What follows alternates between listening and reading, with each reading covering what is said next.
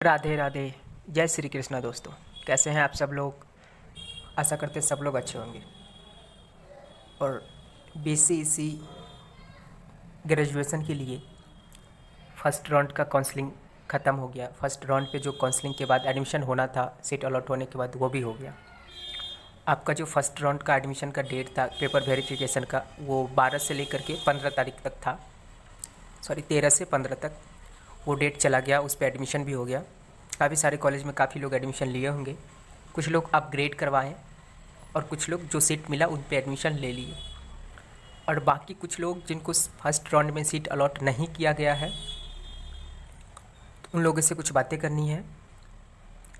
बात ये कि अगर आपका सीट अलॉटमेंट फर्स्ट राउंड में नहीं हुआ है और आपको लगता है कि आपका अलॉट होगा, यानी रैंक बहुत अच्छा था और आपका सीट अलॉट होना चाहिए और नहीं हुआ है, तो आप इंतज़ार करेंगे।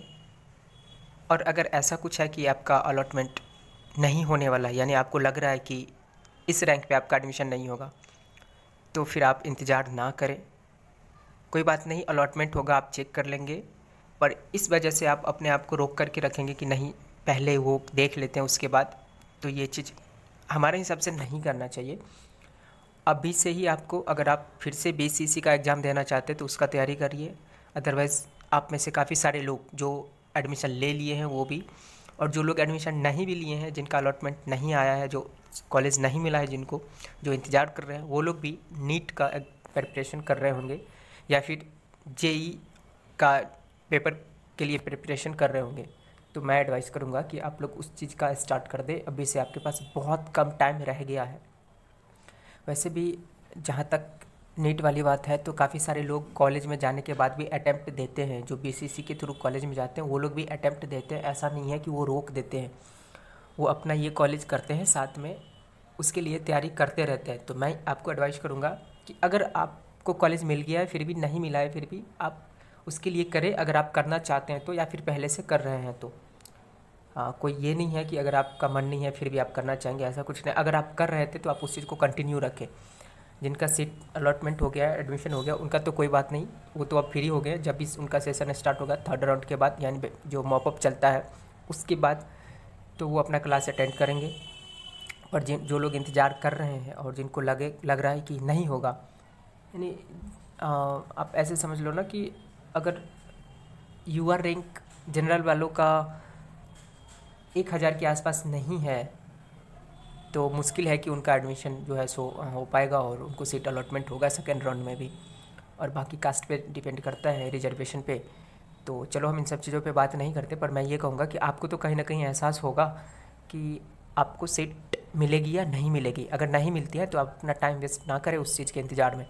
आप अभी से स्टार्ट करते, अपना शेड्यूल बनाए, जैसे भी जो भी करते हैं, जो भी आपका रूटीन रहता है अब तक का था, तो आप अपना उसमें अगर चेंज करना चाहते हैं तो कुछ चेंज करें। जो भी आपको दिक्कतें आई जिस चीज़ में, उस चीज़ को सुधारें और अभी से लग जाएं, ताकि आपको सफिशिएंट टाइम मिल जाए। अगर आप ये कहेंगे कि पहले ये वेट कर लेते हैं, पूरा मॉपअप होने देते हैं, उसके बाद आगे के लिए तैयारी करेंगे, तो उस टाइम पे क्या होगा कि आपका बहुत सारा टाइम चला गया रहेगा। यानी अभी 1 महीने और है आपका पूरा प्रोसेस स्टार्ट होने में।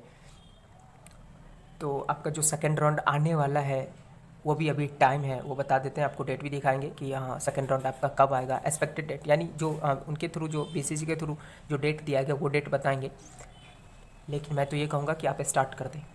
हाँ, एक और इन्फॉर्मेशन कि अभी साथ में मिल करके हम लोग करेंगे आगे के लिए स्टडी। मेरा एक बैचमेट है, बहुत अच्छा है, तो वो भी कर रहा है। उनके साथ मिल करके आप रिवीजन करना चाहते हैं तो कर सकते हैं। इसी चैनल पे रिवीजन का शॉर्ट्स आ जाएगा, छोटा छोटा क्लिप आ जाएगा। साथ ही हम सोच रहे हैं कि लाइव सीरीज़ का भी वीडियो स्टार्ट करें, ताकि आपको एक सहारा मिल जाए कि आप भी, कोई और कर रहा है तो उनके साथ आप भी कर सकते हैं। कई बार ऐसा होता है कि हमें माहौल चाहिए होता है अगर हम अकेले हैं तो, वरना आप कहीं बाहर रह के पढ़ रहे हैं किसी शहर में और आसपास में लाइब्रेरी है तो आप ज्वाइन कर सकते हैं।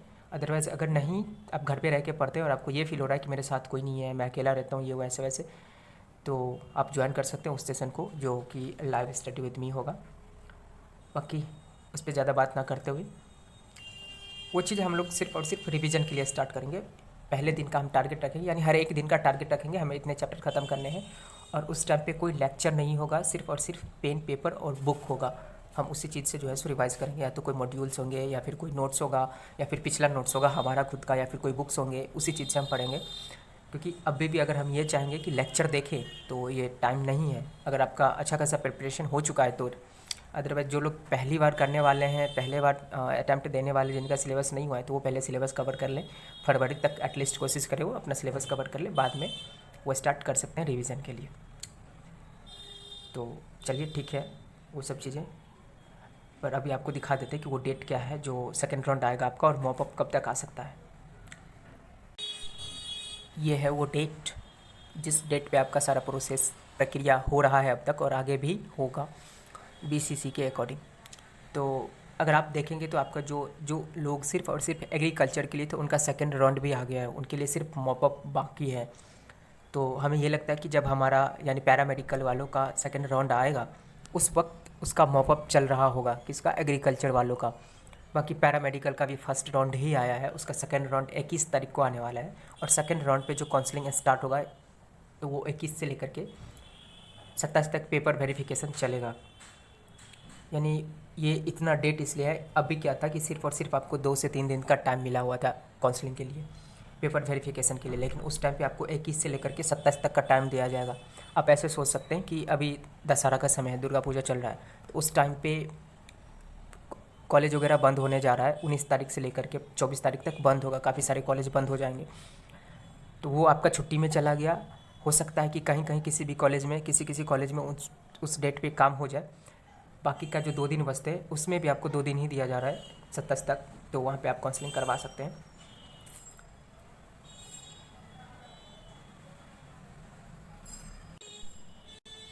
और इसके बाद जो मॉपअप राउंड आता है हमारा, तो इस पे एडमिशन कंफर्म हो जाने के बाद फिर से दोबारा बीसीसी बोर्ड के पास सीट मैट्रिक्स आता है कि किस कॉलेज में कितने सीट बच गए, किस पोस्ट पे बच गए, किस कोर्स के लिए बच गए हैं। वो सीट मैट्रिक्स पहले अपलोड होगा, उसके बाद आपको मॉपअप के लिए फिर से जो है सो रजिस्ट्रेशन वगैरह होता है ऐसा, तो वो करना पड़ेगा। देन जा कर के आपका सीट मतलब रजिस्ट्रेशन के लिए फिर से जो है सो करने के बाद वो आता है आपका बन के कि किसको मॉपअप राउंड में जाना है, किसको नहीं जाना है। तो उसमें अप्रॉक्स ऐसा कि सेकेंड राउंड में तो ये मंथ आपका पूरा चला जाएगा, अक्टूबर वाला आधा नवंबर ऐसे समझ लो आप कि नवंबर 15 तक चला जाएगा उसमें।